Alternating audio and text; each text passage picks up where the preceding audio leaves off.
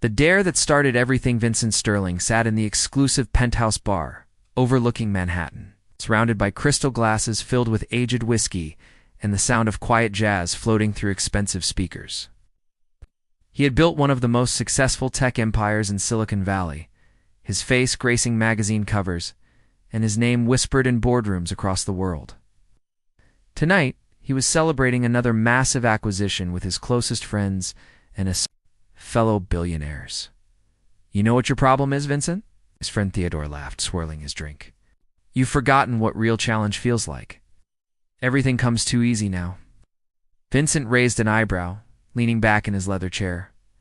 "What do you mean by that?" "Women throw themselves at you because of your bank account," chimed in his other friend Patrick. "Cars, houses, yachts. It's all just money to you now. When was the last time you actually had to work for something you wanted?" The comment stung more than Vincent cared to admit. Since his divorce 2 years ago, his relationships had been nothing but shallow encounters with socialites and models who saw dollar signs when they looked at him. He missed the thrill of pursuit, the excitement of earning something rather than simply buying it. "So what are you suggesting?" Vincent asked, genuinely curious. Theodore grinned mischievously. "I'm suggesting a bet. Find a woman who doesn't know who you are, someone completely outside our world, someone pure, untouched by wealth and corruption. Bet you can't win her over. In one night, even with all your charm and money." Patrick nodded enthusiastically. "Make it interesting. $1 million says you can't do it." Vincent felt a spark of interest ignite in his chest. "You're serious about this?" "Dead serious," Theodore replied. "Find someone real, someone who won't be impressed by private jets and black cards. If you can win her over in a single evening, we'll each pay you $1 million. If not, you owe us." Ow. The challenge appealed to Vincent's competitive nature.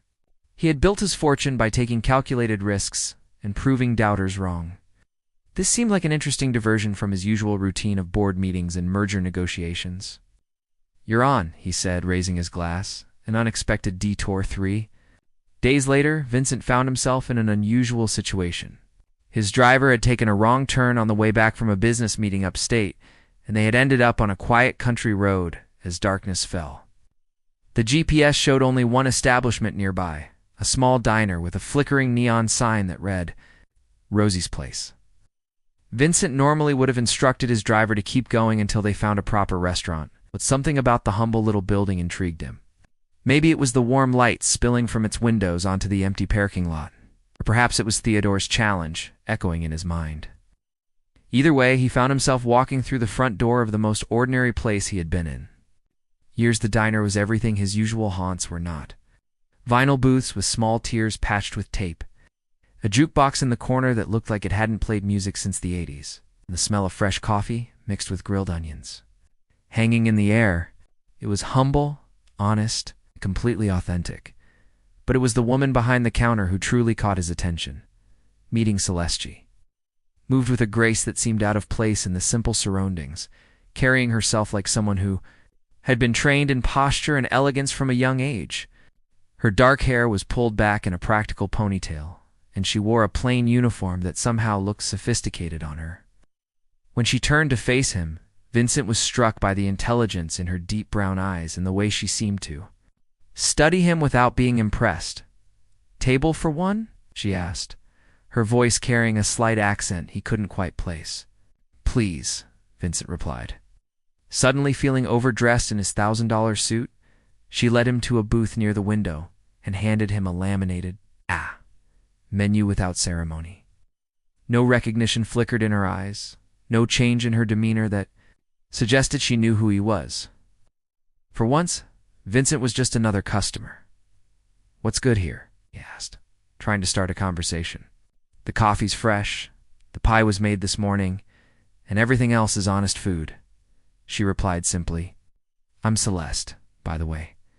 I'll be taking care of you tonight." Vincent studied her as she spoke. There was something mysterious about her, a depth that suggested hidden stories. She didn't seem like someone who belonged in a roadside diner, but she moved through the space with familiarity and purpose. "I'm Vincent," he said. "I have to ask, what brings someone like you to a place like this?" Celeste raised an eyebrow. "Someone like me? You seem too sophisticated for a small-town diner." Not that there's anything wrong with honest work, he added quickly, not wanting to offend her. Appearances can be deceiving, she said with a small smile that didn't reach her eyes. Sometimes people end up where they need to be, not where they planned to be. Intrigued by her cryptic response, Vincent decided to test the waters. As she poured his coffee, he casually mentioned his company and some of his recent business successes, watching for any sign of recognition or interest. But Celeste simply nodded politely and continued with her work, seemingly unimpressed by his achievements. This was new for Vincent. Usually women either knew exactly who he was and what he was worth, or they quickly became interested once they learned. Celeste's indifference was both refreshing and challenging. The proposal, as the evening wore on, Vincent found himself genuinely enjoying the conversation. Celeste was intelligent, well-read, and had opinions on everything from literature to world politics. She spoke with the confidence of someone who had received an excellent education, yet she seemed completely content serving coffee and clearing tables. The diner was nearly empty now, with only a few truckers nursing cups of coffee at the counter. Vincent saw his opportunity and decided to make his move. He pulled out his business card and wrote something on the back before sliding it across the table to Celeste. She picked up the card and read it, her expression remaining neutral. On the back, he had written, "One night, $1 million. No strings attached." Vincent expected surprise, maybe even outrage. What he didn't expect was for Celeste to calmly set the card down, look him directly in the eyes, and say, "You think you're the first wealthy man who's tried to buy me?" "No," Vincent admitted, taken aback by her directness. "But I'm probably the first to offer 7 figures. Celeste leaned slightly closer, her voice dropping to a whisper that somehow carried more power than any shout. "If you had offered 10 million, my answer would still be the same." "And what is your answer?" Vincent asked, though he was beginning to suspect he already knew. "No," she said simply, but with such finality that it felt like a door closing. Vincent stared at her, genuinely shocked. In his world, everything had a price. Every person, every principle, every moral stand could be negotiated if the offer was high enough. But here was a woman who had just turned down enough money to change her life completely. She had done it without a moment's hesitation. A first in his life as Celeste walked away to tend to other customers. Vincent sat in stunned silence. For the first time in his adult life, someone had said no to him, not because they couldn't afford to say yes, but because they genuinely meant it. The rejection hit him harder than any business failure or romantic disappointment he had experienced. He watched her work for the rest of the evening, noting how she treated every customer with the same respectful efficiency, how she moved with purpose and dignity despite the humble surroundings. There was something regal about her, something that suggested she was accustomed to a very different kind of life. When it came time to leave, Vincent paid his bill and left a generous tip. But he didn't try to press his offer again. As he walked to his car, he couldn't shake the feeling that he had just encountered someone truly extraordinary, someone who operated by a completely different set of rules than the people in his usual world. The drive back to the city was quiet, but Vincent's mind was racing. He had expected the challenge from his friends to be amusing, a simple game to break up the monotony of his routine. Instead, he found himself thinking about dark eyes that held secrets, a voice that carried hidden pain, and a woman who had turned down a fortune without a second thought. For the first time in years, Vincent Sterling had found something he couldn't buy, and it both frustrated and fascinated him. He knew he would return to that diner not because of the bet with his friends, but because Celeste had awakened something in him that he thought had died long ago. As the city lights came into view, Vincent realized that his carefully ordered world had just been turned upside down by a waitress who served coffee like a queen dispensing royal favors, and who had looked at his $1 million offer like it was nothing more than spare change. The game had changed, and for the first time in his life, Vincent wasn't sure he was winning. The return, Vincent told himself he wouldn't go back to the diner. He had important meetings, $1 million deals to close, and a reputation to maintain. Yet 3 days later, he found himself driving down that same country road, his expensive car looking absurdly out of place among the pickup trucks and motorcycles in the parking lot of Rosie's place. Celeste was there.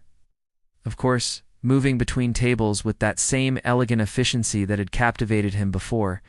When she saw him, she didn't look surprised, just nodded slightly and gestured toward the same booth he had occupied on his first visit.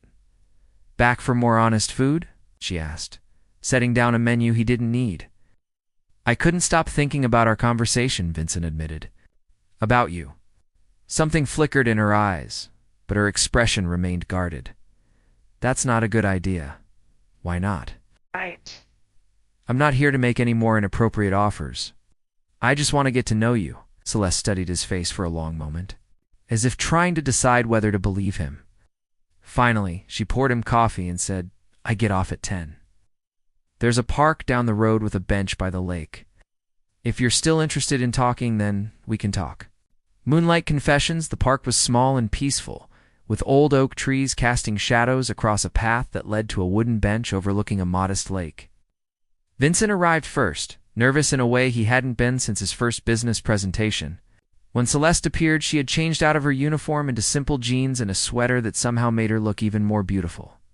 They sat in comfortable silence for a while, watching the moonlight dance on the water. Finally, Vincent spoke. "I've been thinking about what you said, about not being the first wealthy man to try to buy you." "What did you mean by that?" Celeste was quiet for so long that Vincent thought she might not answer. When she finally spoke, her voice was barely above a whisper. "I wasn't always a waitress, Vincent. I grew up in a world not so different from yours. Mansions, servants, private schools, society parties. My father was Count Ricardo Monteverdi, one of the wealthiest men in Spain. Our family owned vineyards, hotels, and half the shipping companies in the Mediterranean." Vincent felt his breath catch. This explained so much about her bearing, her education, the way she moved with unconscious grace. "What happened?" he asked. "Gently, my father saw me as a business asset, not a daughter. When I turned 21, he arranged my engagement to a man named Diego Santana, a ruthless businessman who promised to merge his empire with ours. I was to be the seal on their deal. A pretty ornament to legitimize their partnership." Celeste's hands trembled slightly as she continued. "Diego was twice my age and had a reputation for being cruel to his wives. Yes, wives, plural. He had been married 3 times before, and each of his previous wives had died under mysterious circumstances. But my father didn't care about my safety or happiness. He only cared about the money." "So you ran," Vincent said, understanding flooding through him. "The night before my engagement party, I took nothing but a small bag and some jewelry I could sell. I had been secretly learning English and saving money for months. I flew to America under a false name and never looked back." Vincent reached out and gently took her hand. "That took incredible courage, or incredible stupidity," Celeste said with a bitter laugh. "I went from having everything to having nothing. But at least I had my freedom. And Diego, your father, they reported me missing, but not for the reasons you might think. They claimed I had been kidnapped to avoid the scandal of a runaway bride. Diego has been searching for me ever since, not out of love, but because he doesn't like to lose what he considers his property. The pieces were falling into place for Vincent. This wasn't just about a woman who had chosen a simple life. This was about someone who had sacrificed everything for her freedom and was still running from a dangerous past, growing closer over the following weeks. Vincent found himself making regular trips to the diner. He and Celeste developed a friendship that slowly deepened into something more. She was unlike any woman he had ever known, intelligent, strong, and utterly without pretense. She challenged his assumptions about wealth and success, and he found himself questioning the life he had built. One evening, as they walked along the lake after her shift, Celeste stopped suddenly. "Vincent, I need you to understand something. I can never go back to that world. I can never be the kind of woman who attends charity galas and society parties. I've seen what wealth without conscience can do, and I won't be part of it again." "What? If wealth could be used for good?" Vincent asked. "What if it could protect the people you care about instead of controlling them?" "That's a beautiful dream," Celeste said sadly. "But I've learned that power corrupts, no matter how good the intentions." Vincent felt something shift inside him. For the first time, he began to see his own life through her eyes. The loneliness of his penthouse, emptiness of his social circle, the way money had insulated him from genuine human connection. "Maybe you're right," he said quietly. "Maybe. I've been living in a cage made of gold."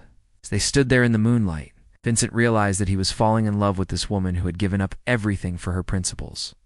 And for the first time in his life, he was willing to give up everything for love. The past catches up their happiness was shattered on a Tuesday evening when a black sedan pulled into the diner's parking lot. Vincent was inside, sharing a late dinner with Celeste during her break, when she suddenly went pale.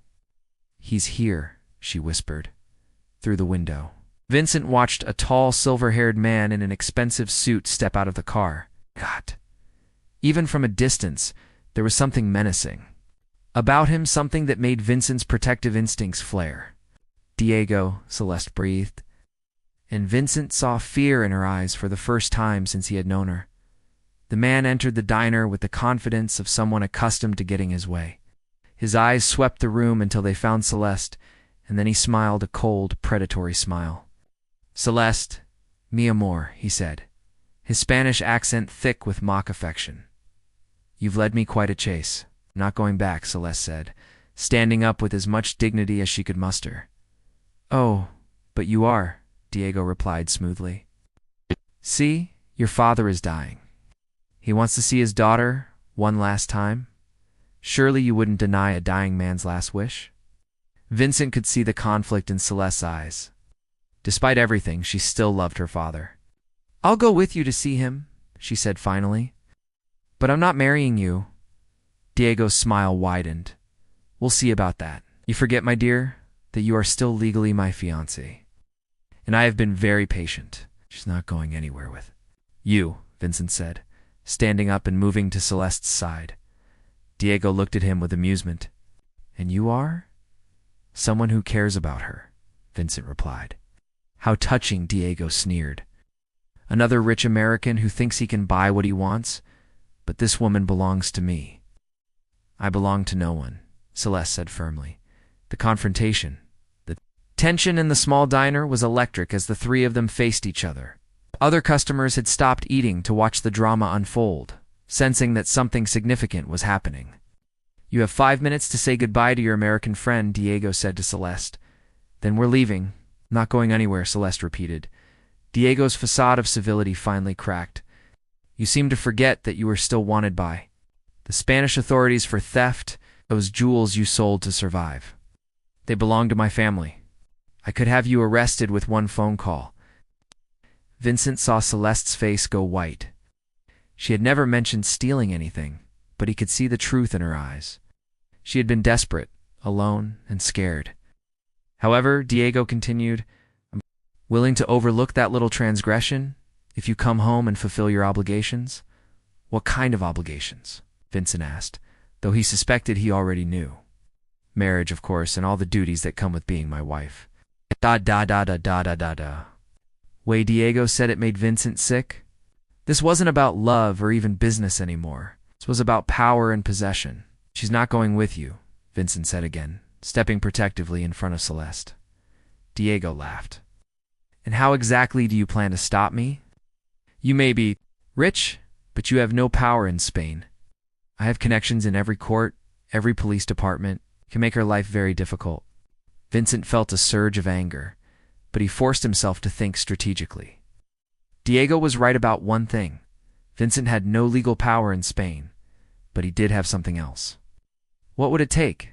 Vincent asked suddenly. "Vincent, no," Celeste said, understanding where this was heading. "What would it take for you to leave her alone forever?" Vincent continued. "Name your price." Diego's eyes lit up with interest. "Now you're speaking my language, but I'm afraid this isn't about money anymore. This is about honor." She humiliated. "Me and I intend to collect what's mine." "Nothing is yours," Vincent said coldly. "But if it's honor you want, let's make this interesting. You're a businessman, right?" "So am I. Let's make a deal." The ultimate gamble, Vincent pulled out his phone and made a call. Within minutes, his lawyer was on the line, and Vincent was dictating the terms of an agreement that would either save Celeste or destroy his own life, offering you a choice. Vincent said to Diego, "You can take Celeste back to Spain and force her into a marriage she doesn't want. But if you do, you'll be facing a very expensive legal battle. Europe? Diego scoffed. You think you can outspend me? I know I can, Vincent replied. I'm worth $8 billion. I can tie you up in lawsuits for decades. Was more? Or, you can walk away now, and I'll transfer $50 million to an account of your choosing. Consider it compensation for your inconvenience. The diner fell silent. Celeste stared at Vincent in shock. You can't do this, she whispered. I can, and I will, Vincent said, not taking his eyes off Diego. Diego considered the offer, clearly calculating the pros and cons. $50 million is generous, he said finally, but I want something else. What? I want her to tell me in front of everyone here that she chooses you over me, that she's willing to give up her birthright, her family, everything, for an American businessman she barely knows. Vincent felt his heart racing. Celeste looked at Vincent, then at Diego, then back at Vincent. When she spoke, her voice was clear and strong. I choose Vincent, she said. Not because he's rich, not because he can protect me, but because he sees me as a person, not a possession. He respects my choices, even when they're difficult. And yes, I love him. The new beginning, Diego's face darkened with rage, but he was trapped by his own words. Very well, he said through gritted teeth. Transfer the money, and I'll consider. Our engagement officially ended. Within an hour, Vincent had transferred $50 million to Diego's account. You just gave away $50 million, Celeste said, still in shock. I didn't give it away, Vincent replied. I invested it in our future.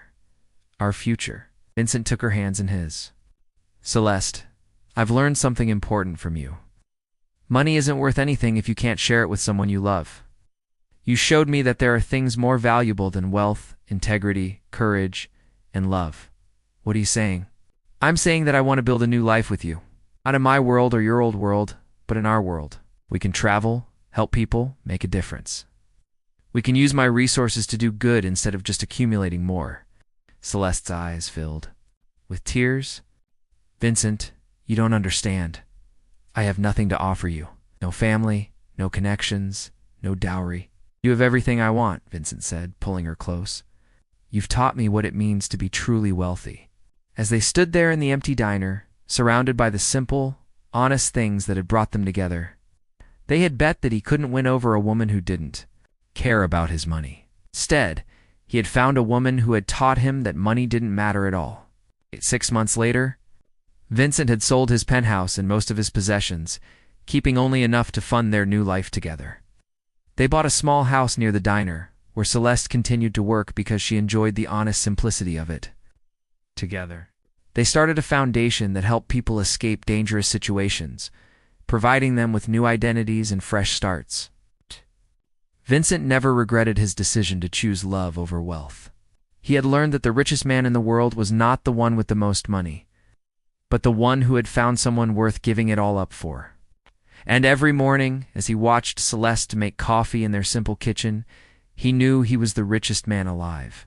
In the end, the billionaire who had offered $1 million for one night had gotten something far more valuable, a lifetime of love, laughter, and genuine happiness.